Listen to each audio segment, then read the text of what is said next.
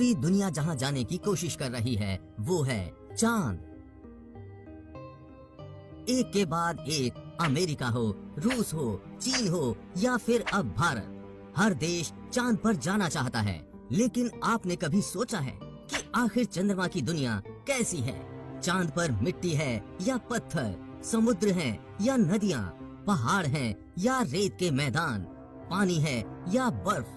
तो चलिए दोस्तों, अगले 10 मिनट में ले चलते हैं आपको चांद की सैर पर। तो चलिए शुरू करते हैं अपने चांद के सफर को। धरती से चांद की दूरी 3,84,000 किलोमीटर है। पृथ्वी से चांद तक पहुंचने में सबसे कम समय 4 दिन अमेरिका को लगा है। अगर ये मानकर चलें कि हम अमेरिकी स्पेसक्राफ्ट में बैठकर चांद पर जा रहे हैं, तो हमें वहां पहुंचने में 4 दिन का समय लगेगा। 4 दिन बाद हम चांद की जमीन पर होंगे। चांद की जमीन पर उतरने के बाद जो हमें सबसे पहले दिखेगा वो है चांद की जमीन। आपको चांद की जमीन ऊबड़ खाबड़ नजर आएगी। चांद की जमीन पर हर तरफ आपको दिखेंगे बड़े बड़े गड्ढे। जब आप चांद की जमीन पर खड़े होकर ऊपर की ओर देखेंगे तो आपको हमारा खूबसूरत ग्रह पृथ्वी नजर आएगा, जिसमें आपको पृथ्वी साफ साफ अपने अक्ष पर घूर्णन करती हुई नजर आएगी, लेकिन आसमान में सदा उसकी स्थिरता बनाए रखेगी। अर्थात चांद पर खड़े होकर पृथ्वी को कई वर्षों से अगर हम निहारते रहे तो वो अपनी जगह से टस से मस नहीं होगी। चांद का गुरुत्व आकर्षण पृथ्वी के मुकाबले 6 गुना कम है, यानी चांद की जमीन पर जाने के बाद हमारा वजन 6 गुना कम हो जाएगा। यदि पृथ्वी पर हमारा वजन 60 किलो है तो चांद की सरफेस पर आपका वजन केवल 10 किलो ही रह जाएगा।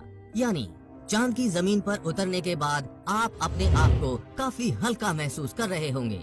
आप इधर उधर आसानी से उछल पाएंगे।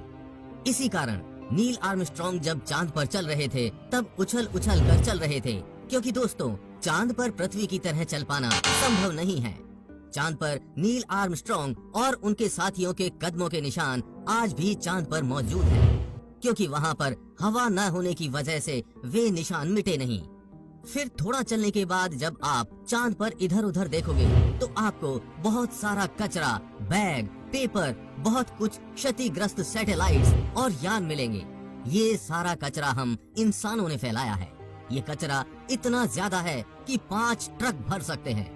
चांद पर कचरा, बैग, पेपर अंतरिक्ष यात्रियों ने फेंके थे, जिसमें उनकी मल मूत्र और उल्टियां हैं। अब आप चांद की जमीन पर खड़े हैं तो आपको सबसे ज्यादा खतरा आसमानी मौत का है।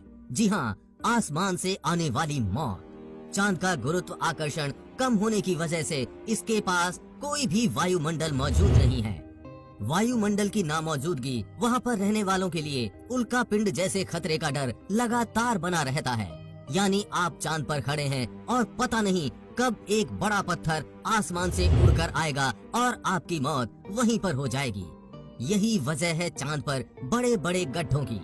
पृथ्वी से देखने पर जो चांद पर काले धब्बे दिखाई देते हैं, असल में वे धब्बे नहीं, गड्ढे हैं। जहाँ पर सूर्य की रोशनी नहीं पहुँच पाने की वजह से वो धब्बे नजर आते हैं। सूर्य के बाद आसमान में सबसे ज्यादा चमकने वाली अगर कोई चीज है तो वो है चंद्रमा।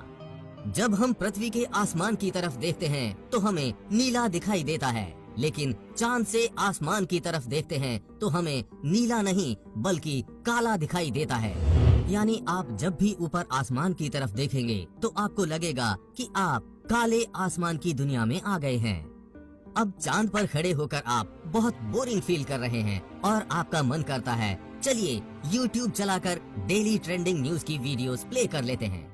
जैसे अभी इंटरनेट के माध्यम से पृथ्वी पर आप हमारा वीडियो देख रहे हैं, वैसे ही चांद पर भी आप हमारा वीडियो देख पाएंगे। जी हाँ, हम मजाक नहीं कर रहे।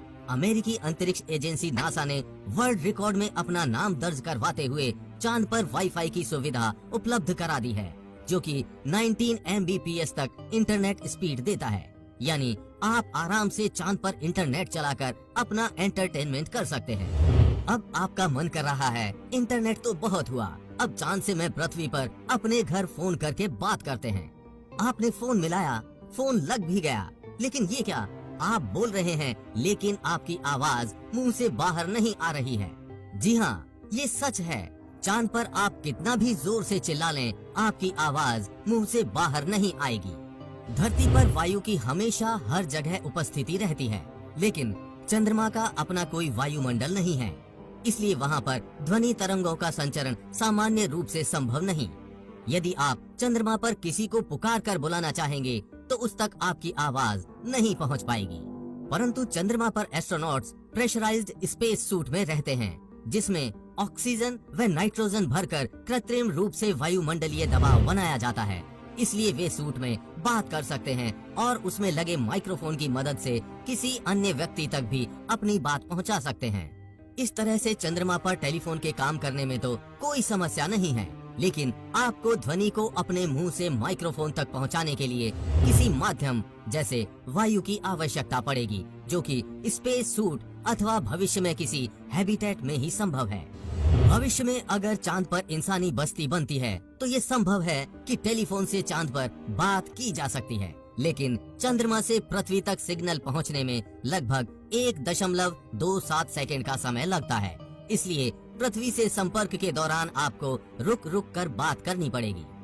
अब चांद पर हमको रहना है, तो अब बात करते हैं चांद पर दिन और रात के बारे में।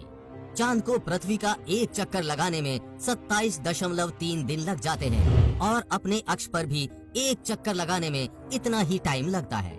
यही वजह है कि चांद पर हमें एक बार में एक ही भाग दिखता है, दूसरा भाग छिपा रहता है। वहीं चांद पर एक दिन करीब 14 दिन का होता है। रात भी इतनी ही लंबी होती है, लिहाजा चांद की सतह पर मौजूद वस्तुओं पर रात और दिन का बहुत ज्यादा असर होता है। रात में चांद का तापमान लगभग -153 डिग्री तक गिर जाता है, जबकि दिन में तापमान 180 डिग्री सेल्सियस तक बढ़ जाता है।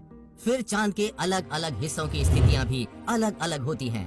माना जाता है कि चांद का साउथ पोल ज्यादा ठंडा होता है। रात तो वहाँ पर इतनी ठंडी होती है कि पृथ्वी का कोई भी मनुष्य शायद ही उन हालात में रह पाए। बस्तियां बनाने की कल्पना तो दूर की बात है। अगर वैज्ञानिकों की माने तो चांद के साउथ पोल पर दिन में भी तापमान ज्यादा गर्म नहीं होता है, लेकिन रातें बहुत ही ठंडी होती हैं।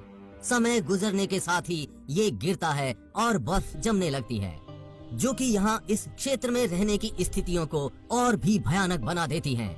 इन्हीं भयानक स्थितियों के चलते चांद पर अब तक जितने भी मिशन गए हैं वो सब उत्तरी इलाकों में गए हैं। रात में हमें जो चांद चमकता हुआ नजर आता है, लेकिन आपको जानकर काफी हैरानी होगी कि चांद की अपनी खुद की कोई रोशनी नहीं है।